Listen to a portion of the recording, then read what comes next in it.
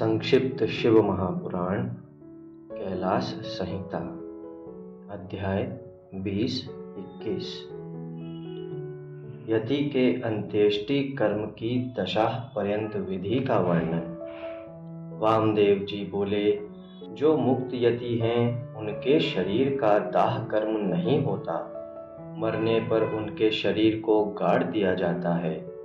यह मैंने सुना है। मेरे गुरु कार्तिकेय, आप प्रसन्नता पूर्वक यतियों के उस अंत्येष्टि कर्म का मुझसे वर्णन कीजिए, क्योंकि तीनों लोकों में आपके सिवा दूसरा कोई इस विषय का वर्णन करने वाला नहीं है।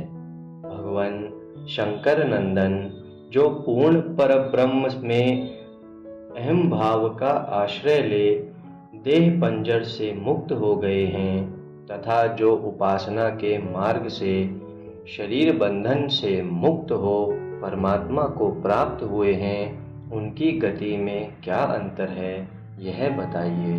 प्रभु, मैं आपका शिष्य हूँ, इसीलिए अच्छी तरह विचार करके प्रसन्नता पूर्वक मुझसे इस विषय का वर्णन कीजिए।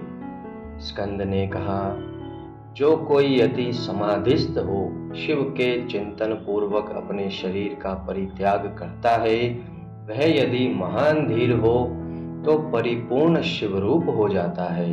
किंतु यदि कोई अधीर चित्त होने के कारण समाधि लाभ नहीं कर पाता तो उसके लिए उपाय बताता हूँ, सावधान होकर सुनो। वेदांत शास्त्र के वाक्यों से जो ज्ञाता ज्ञान और ज्ञेय इन तीन पदार्थों का परिज्ञान होता है, उसे गुरु के मुख से सुनकर यति यम नियमादि रूप योग का अभ्यास करे। उसे करते हुए वह भली भांति शिव के ध्यान में तत्पर रहे। मुने, उसे नित्य नियम पूर्वक प्रणव के जप और अर्थ चिंतन में मन को लगाए रखना चाहिए। मुने, यदि देह की दुर्बलता के कारण धीरता धारण करने में असमर्थ यति निष्काम भाव से शिव का स्मरण करके अपने जीर्ण शरीर को त्याग दे, तो भगवान सदाशिव के अनुग्रह से नंदी के भेजे हुए विख्यात 5 आतिवाहिक देवता आते हैं। उनमें से कोई तो अग्नि का अभिमानी, कोई ज्योतिपुंज स्वरूप, कोई दिनाभिमानी, कोई शुक्ल पक्षाभिमानी और कोई उत्तरायण का अभिमानी होता है। ये पांचों सब प्राणियों पर अनुग्रह करने में तत्पर रहते हैं। इसी तरह धूमाभिमानी, तम का अभिमानी, रात्रि का अभिमानी, कृष्ण पक्ष का अभिमानी और दक्षिणायन का अभिमानी, ये सब मिलकर 5 होते हैं। ये पांचों विख्यात देवता दक्षिण मार्ग में प्रसिद्ध हैं। महामुने वामदेव, अब तुम उन सब देवताओं की वृत्ति का वर्णन सुनो। कर्म के अनुष्ठान में लगे हुए जीवों को साथ ले वे पांचों देवता उनके पुण्यवश स्वर्गलोक को जाते हैं और वहां यथोक्त भोगों का उपभोग करके वे जीव पुण्य क्षीण होने पर पुनः मनुष्य लोक में आते तथा पूर्ववत जन्म ग्रहण करते हैं। इनके सिवा जो उत्तर मार्ग के 5 देवता हैं, वे भूतल से लेकर ऊर्ध्वलोक तक के मार्ग को 5 भागों में विभक्त करके यति को साथ ले क्रमशः अग्नि आदि के मार्ग में होते हुए उसे सदाशिव के धाम में पहुंचाते हैं। वहां देवादि देव महादेव के चरणों में प्रणाम करके लोकानुग्रह के कर्म में ही लगाए गए वे अनुग्रहाकार देवता उन सदाशिव के पीछे खड़े हो जाते हैं।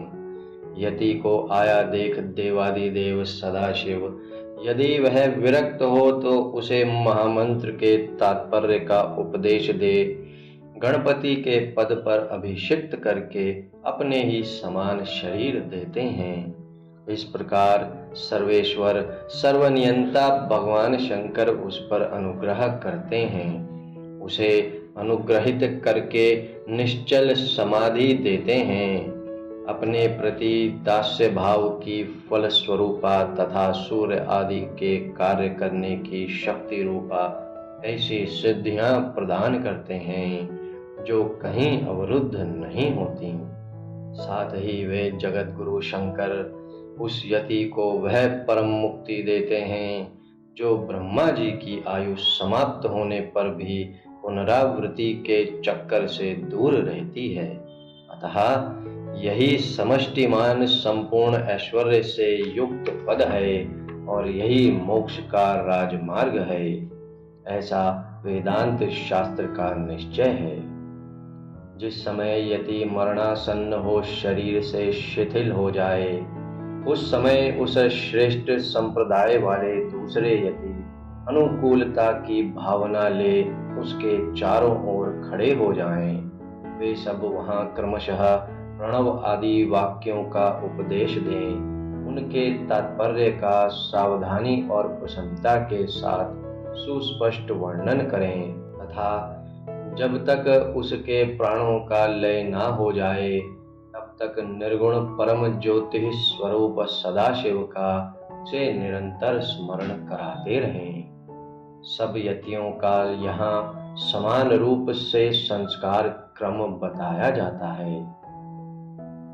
सन्यासी सब कर्मों का त्याग करके भगवान शिव का आश्रय ग्रहण कर लेते हैं, इसीलिए उनके शरीर का दाह संस्कार नहीं होता और उसके न होने से उनकी दुर्गति नहीं होती। सन्यासी के शरीर को दूषित करने वाले राजा का राज्य नष्ट हो जाता है। उसके गांवों में रहने वाले लोग अत्यंत दुखी हो जाते हैं। इसीलिए उस दोष का परिहार करने के लिए शांति का विधान बताया जाता है। उस समय नमः हिरण्याय से लेकर नमः अमीवकेभ्यः तक के मंत्र का विनीत चित्त होकर जप करे। फिर अंत में ओंकार का जप करते हुए मिट्टी से देव यजन की पूर्ति करे। सन्यासी के शरीर को गाड़ने के लिए जो गड्ढा खोदा जाता है उसको देव यजन कहते हैं। मुनीश्वर, ऐसा करने से उस दोष की शांति हो जाती है। अब सन्यासी के शव के संस्कार की विधि बताते हैं। पुत्र या शिष्य आदि को चाहिए कि यति के शरीर का यथोचित रीति से उत्तम संस्कार करे। ब्राह्मण, मैं कृपा पूर्वक संस्कार की विधि बता रहा हूँ, सावधान होकर सुनो। पहले यति के शरीर को शुद्ध जल से नहलाकर पुष्प आदि से उसकी पूजा करे।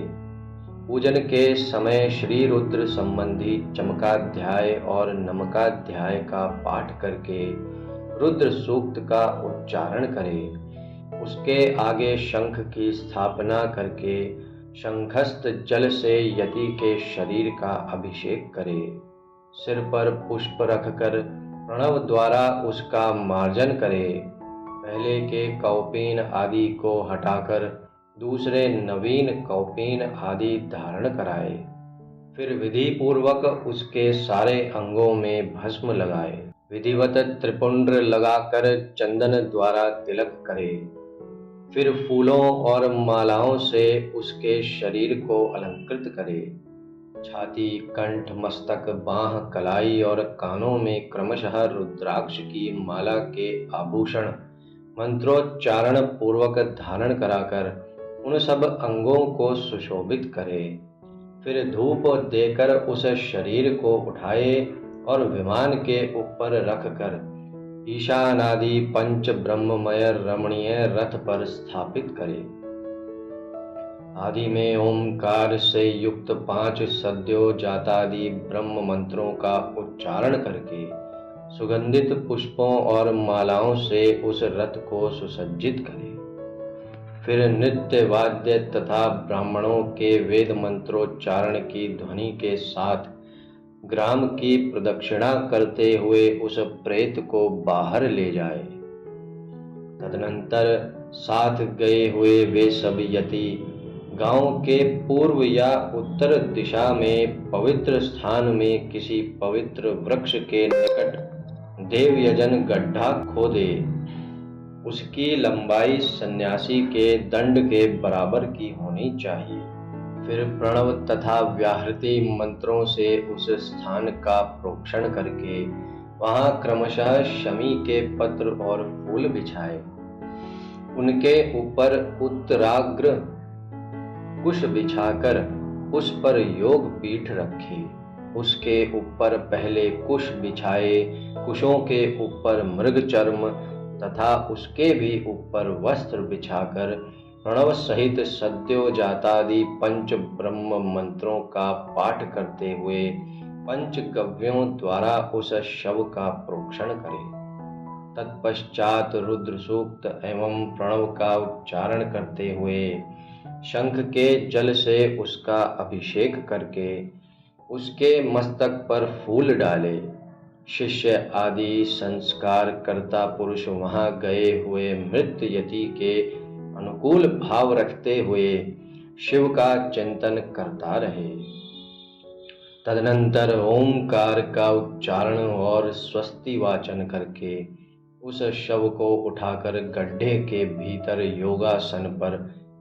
गड्ढे के अंदर योगासन पर इस तरह बिठाए जिससे उसका मुख पूर्व दिशा की ओर रहे।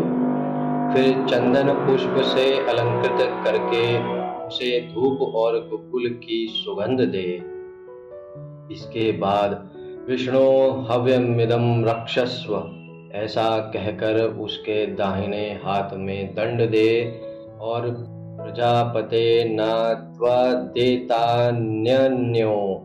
शु यजुर्वेद 23-65 इस मंत्र को पढ़कर बाएं हाथ में जल सहित कमंडलू अर्पित करे। फिर ब्रह्म यज्ञानम प्रमथम शुक्र यजुर्वेद 13-3 इस मंत्र से उसके मस्तक का स्पर्श करके दोनों भवों के स्पर्श पूर्वक रुद्र सूक्त का जप करे। तत्पश्चात मानो महान्मुत शुभ यजुर्वेद 16-15 इत्यादि 4 मंत्रों को पढ़कर नारियल के द्वारा यति के शव के मस्तक का भेदन करे। इसके बाद उस गड्ढे को पाट दे। फिर उस स्थान का स्पर्श करके अनन्य चित्त से 5 ब्रह्म मंत्रों का जप करे। तदनंतर यो देवानां प्रथमं पुरस्तात् 10-3 से लेकर तस्य प्रकृति लीनस्य यः परः स महेश्वरः 10-8 तक महानारायणोपनिषद के मंत्रों का जप करके संसार रूपी रोग के भेषज सर्वज्ञ स्वतंत्र तथा सब पर अनुग्रह करने वाले उमा सहित महादेव जी का चिंतन एवं पूजन करे। पूजन की विधि यों है। 1 हाथ ऊंचे और 2 हाथ लंबे चौड़े एक पीठ का मिट्टी के द्वारा निर्माण करे। फिर उसे गोबर से लीपे। वह पीठ चौकोर होना चाहिए। उसके मध्य भाग में उमा महेश्वर को स्थापित करके गंध अक्षत सुगंधित पुष्प बिल्व पत्र और तुलसी दलों से उनकी पूजा करें। तत्पश्चात प्रणव से धूप और दीप निवेदन करें। फिर दूध और हविष्य का नैवेद्य लगाकर 5 बार परिक्रमा करके नमस्कार करें। फिर 12 बार प्रणव का जप करके प्रणाम करें। तदनंतर ब्रह्मीभूत यति की तृप्ति के लिए नारायण पूजन, बलिदान, घृत दीपदान का संकल्प करके गर्त के ऊपर मृणमय लिंग बनाकर पुरुष सूक्त से पूजा करके घृत मिश्रित पायस की बलि दे। घी का दीप जला पायस बलि को जल में डाल दे। तत्पश्चात दिशा विदिशाओं के क्रम से प्रणव के उच्चारण पूर्वक ओम ब्रह्मणे नमः इस मंत्र से ब्रह्मीभूत यति के लिए शंख से 8 बार अर्घ्य जल दे। इस प्रकार 10 दिनों तक करता रहे। मुनि श्रेष्ठ, यह दशाह तक की विधि तुम्हें बताई गई। अब यतियों के एकादशाह की विधि सुनो। ओम नमः शिवाय। अध्याय 20 से 21। ओम नमः शिवाय।